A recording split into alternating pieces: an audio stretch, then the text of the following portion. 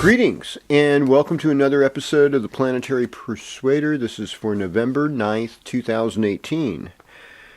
Now, looking at the sky today, we have the moon in the constellation of Scorpio. And the part of Scorpio that the moon is in is the lunar nakshatra known as Anurata. And Anurata is ruled by Saturn, it's ruled by Mitra, the god of light. So there's something positive to this. And we, in Western astrology, we'd say the moon's in Sagittarius. Okay, but that's not the constellation it's in. We got some interesting background music there for a moment. We also have Jupiter and Mercury in Sagittarius as well. So there's a very, Western astrology Sagittarian feeling. A great weekend to go hunting, or to a sports game, or hang out with your friends, I guess. That's, and even the Vedic part of Scorpio, lunar nakshatra of Anurata, loves to make friends. That's one of the great abilities. So we look to this Friday as a great day for making friends. And on it goes. We have, I think we're going to have some movement this week as Mars almost is about to move into Pisces, okay? But that's going to happen next, well, is it Thursday or is it next Friday? Well, it looks like it's Thursday. So Thursday the 15th at 2:21 p.m. Thursday the 15th, 2:21 p.m. we are going to have Mars go into Pisces, and it's already in sidereal or Vedic Aquarius, so it's in Aquarius in both systems, and that just happened this last week. And what's going on with this is just or just yesterday actually, it's or a couple of days ago. No, it was a few days ago. I think it was more like Monday. That Venus in both sidereal and Western Aquarius, and now Mars in both sidereal and Western. Mars in sidereal and Western Aquarius, beg your pardon, and Venus in Libra, sidereal and Western. So that's a powerful shift. And what I think of it, especially in the Vedic sense, is that Kama is the element of what mostly is Western water signs, or the tail end of an air sign. And so there's a more sensual quality and a willing to negotiate in a way that's good for families and stuff. So I'm going to keep that faith and believe in that. On and on, here we go. Without any further ado, I'm going to start with Aries, give you your horoscope. So, greetings Aries, and welcome to your horoscope. Now, is Uranus back in Aries again? I think it is, yes. Uranus went back into Aries, I don't know what day it was, but it was just last Tuesday, the election day. And so there you have it. That probably helped people on the extreme side of it, either point of view, I'm sure. Everything, especially if you're born, like say the last, few days of Aries, like the 18th, 19th, 17th even, you're really feeling that Uranus restless vibe. Like, where should I be? What am I doing? Why is it like this? And it's interfacing with your love life, and to some extent they're at 25 degrees Libra or whatever. So they're like Uranus. And so unconventional notions about sexuality and whatever, or, I think even you can have just sort of like an indifference. Suddenly, Venus is still retrograde for the rest of this week. Uranus is opposing Venus, and it's just like, can things get any weirder in relationships? I don't think so. I think they can be surprising, they can be shocking, and there can be some unconventional compromises. And I'm sure people will be, trying new things. Yes, there we go. Trying trying new things. Okay, so let's just go to Taurus. That was a lot to think about. Okay, so you're not, concerned as much about the Uranus factor unless you're like born the 20th, 21st. Still getting some hits from that, that good old, even if Uranus is in Aries, it's still close enough to you. But it's more at a subconscious level right now. You're trying to just settle down and go, hey, what can I do that's practical? What can I do that's good? What can I do to preserve what I have, which is, my intention. And it's going to be like Saturday night, a little bit before a moon goes into Capricorn in Western astrology. So you Tauruses you're going to enjoy this. It's going to make it happen for you. And so that's a good thing. It's going to make good stuff. It's going to bring about an element of more good fortune. And, since Mars is still, it's in your 10th house, it's a powerful place for you. So you can still reap some benefits from it. But you're moving more towards friendships and good alliances with people. And that is probably about it for you. We're going to go to Gemini now. Okay. So there's things that we need to talk about. So for you, what I would like to talk about is, did you hear about the Mercury retrograde coming up next week? I know. It's like Bruce and Family Guy or whatever. I know. So yeah, it's coming about. And so my whole thing for you is make any major purchases, decisions like that, do that early if you have to. Otherwise, don't expect to do anything like that until like December 7th or afterwards, when Mercury goes direct. But it won't go retrograde till the 16th. So you're in the clear this week, okay? You're in the clear, but we're in that shadow period where it's like, okay, Mercury's moving closer to us. Mercury's there with Jupiter. So it's like Mercury is about common sense and intelligence. Jupiter's about faith and getting beyond the normal, having a higher moral compass even with your intellectual pursuit. So that's affecting things. And then, of course, we have the moon together with it this weekend. So in a lot of ways, there's this kind of uplifting buoyancy, like, you know what? Everything is going to be okay. Everything is going to be okay. And that there needs to be some kind of revelation. And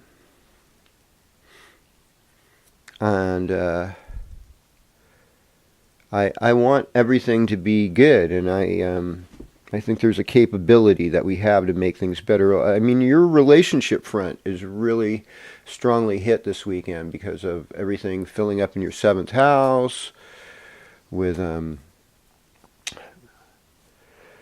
at least with the moon and Mercury and Jupiter.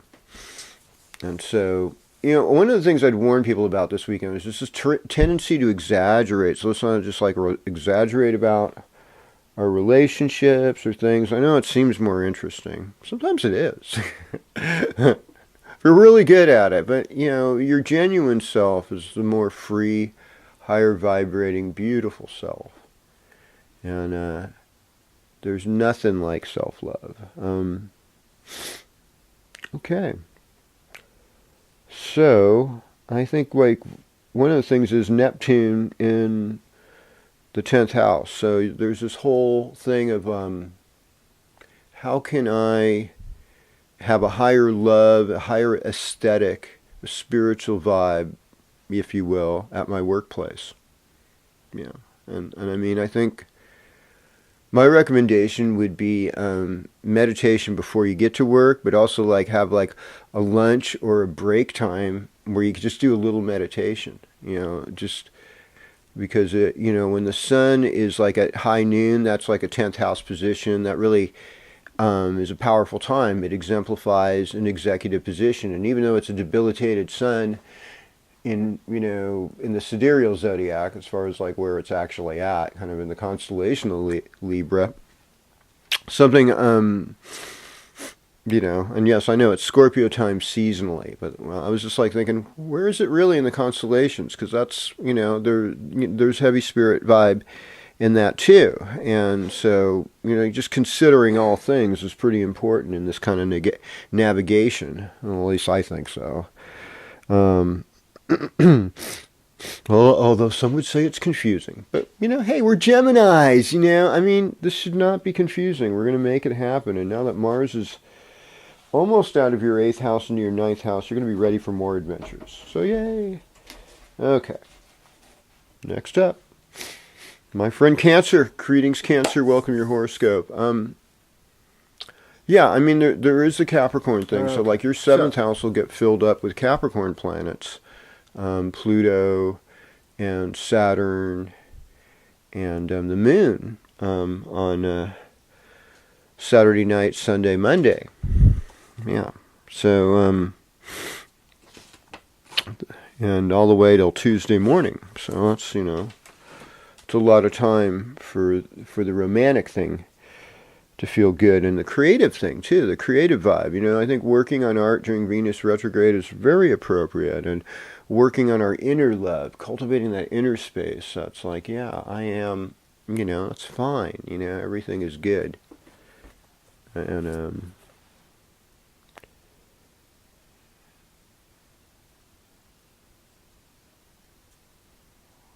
let's see. So, I mean, working on your health wouldn't be a bad idea either, because this is a time where you have to check in. We're getting into later fall now, and we want to make it through the winter. That's the deal with good health. All right. Okay. So, greetings, Leo, and welcome to your horoscope. So, I was thinking about that. It's like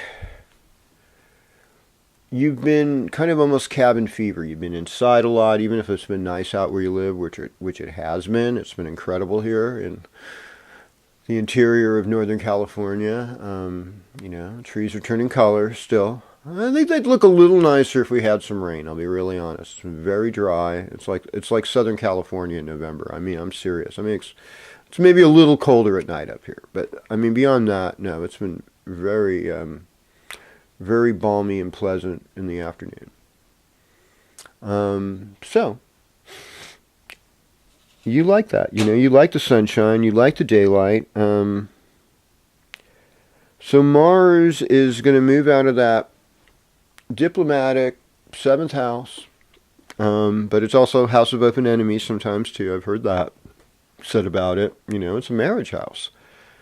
And so, Mars marriages don't always last that long. Mars, kind of like into it passionately, and then they just kind of move on away randomly a lot of times. So you have to understand that. Mars is moving into your 8th house. Okay, and so Mars knocking in your 8th house, which is, Mars rulership house. So actually your Mars is going to get stronger in the more internal world and the psychic world. It's like, well, no, I got to get rid of evil, and even alliances in my life, I have to really question about them. Are they good? Are they not? That's part of what you have to do, because a good queen or king is going to do those things. And yeah, the Sagittarius planet weekend is fun. It's like this big party for you. It's like fun, fun, fun, fun, fun. Okay. Greetings, Virgo, and welcome to your horoscope. So, yeah, I mean, I don't want you feeling hurt. I don't want you feeling lost. 3rd house is an interesting house because it's one that we actually can make improvements with our lives. We're gleaning information. We're working with our hands. We're getting in touch with neighbors, friends, and siblings. So there's a lot of being abreast with communication, and it's kind of our young adult, late teenage kind of mindset too. So, I find people with a lot of things in the 3rd house, not only are they talkative, but they're ideas in their mind are kind of youthful no matter what age they are. They're just like percolating with, oh yeah, this would be great. Let's do this, and because you're gleaning information and knowledge, and so, which is, it's also a Mercury thing. So like you do really well with Scorpio.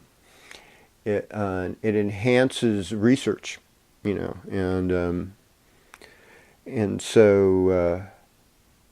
And it's also deep emotional bonds with friends and siblings too. There's potential for that if it's not all fighting.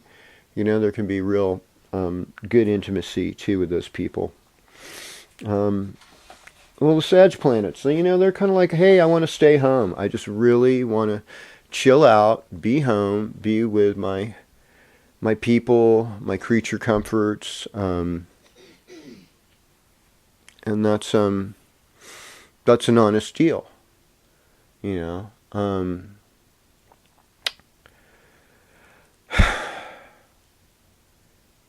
Well, there is a potential for better things to happen. One of the things is, just honoring your mom this weekend somehow, little way will help. Also, keep working on your creative life, because especially like Saturday night, Sunday, Monday, you've got really, Monday night, great creative mojo. And you don't want to pass up on that. All right. Hello, Libra, and welcome your horoscope. Okay. So, we're seeking a balance. We can't just play like everything's usual. Now, Scorpio rules your second house, so this is a time where you're kind of concerned about material things. The little mini stellium this weekend in Sagittarius, Friday, Saturday, it emphasizes friends and siblings. Pretty much a lot of what I said about Virgo. They should be really pleasant. It should be a pleasant time to use your talents and creative abilities. Now Mars is moving in your fifth house too, so if you have male children, pay attention to them. Or it's going to be moving into the sixth though. So, this means get in shape, take care of your physical body. It's the only one you've got. There might be a little bit of tension and cabin fever feeling, Saturday night through Monday. It'll pass, and you'll be your old self again with Libra moon on Tuesday morning. Okay, hello Scorpio, and welcome to your horoscope. And well, what's the deal? Well, the deal is Mars is about to go into your fifth house. So right now, it's in that fourth house where you're being introspective, looking at, your parents and ancestries, your own home, how to clean it and make it better in every way. Venus is now back in your 12th house. So, there might be like a little bit of karma with love or dreams about love. It could be a good time for erotic dreams. Now, Jupiter's moved into your second house. Mercury's there too. I have a feeling you can make some money. I have a feeling that you're manifesting money, and that's going to continue to happen because this is a good thing. This is really going to change your game and transform your situation. All right. So we've got North Node up in the 10th house. So, there's been this what I want to do in life thing, and it's going to go into the 9th house. And so there's going to be this more spiritual longing starting to happen, and you're going to work on your spiritual life for the next year and a half. Basically, is what's going to go down. You're going to at least want to do that, so it should be good. Maybe even improve your relationship with your father. That living or dead, somehow. All right. So what do we got here? Well, we have Mercury and Jupiter in the first house, and Moon was there too. So this is a gifted weekend. You don't get many like this. You might as well enjoy it for everything it's worth, because it's worth a lot. And you too could end up making money early in the week. I think a financial shift. is generally seen in this. Mars will be eventually moving into your fourth house by the end of the week. So it's about being grounded, in your moves and acknowledging the restlessness you feel about your family and appreciate it and work on improving the relationship. Hello, Capricorn. Welcome to your horoscope. So, you get Saturday night, Sunday, all the way through Monday night, right up to Tuesday morning. Moon's in Capricorn. And Capricorn and Scorpio have an interesting relationship. I mean, for you relate to Scorpio as a friend, a confidant, a brother or a sister, a sibling, a cousin, somebody that you went to high school or college with, perhaps, if you are of that age. And yeah, that works. And so I'd say it's a good time for you to write poetry. And then you're super empowered on Saturday night, Sunday, because, Moon's in your first house. Same thing with Monday. Monday's awesome. So you got this real power thing going on, after like 7:55 Saturday to 7:55 a.m. on Tuesday morning. And yeah, you're going to bring it. You're going to bring it. Okay. So, greetings, Aquarius. Well, I mean, if you're born around like the 15th, 16th, 17th, 18th, and you're Aquarian, you're feeling this, I got to stretch out my independence. I got to stretch out my drive, move forward, all things. Scorpio time is like when you do act and you show the public what you're made of, your talents and skills. These are being highlighted. Jupiter, Mercury in the 11th house, great places. Good people are showing up, talking about really intelligent and imaginative, fantastic things, and morally uplifting. So, I mean, I think the vibe is good, and this weekend's going to be a mashup, and Tuesday the moon goes into your first house, so, we'll enjoy much of the rest of the week with you. Well, hello, Pisces, and welcome to your horoscope. So, I mean, the icing on the cake for you is we got Mars going into your first house on 15th, that afternoon, Thursday. So that's big. What other things we can say about that, too? Of course, Moon goes into Pisces that night, Thursday night. So there's just a really empowered Thursday, which is a Jupiter day anyhow, is a super empowered day for Pisces.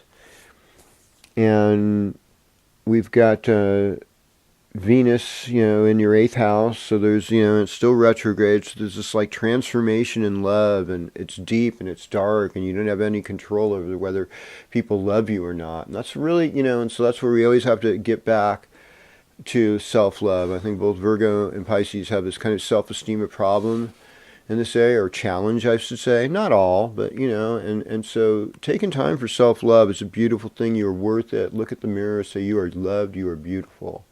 Tell yourself that. And that is it for this week's episode of the Planetary Persuader. I am Cosmic Kev, your host, and I am looking forward to being with you next week. We're going to do it again.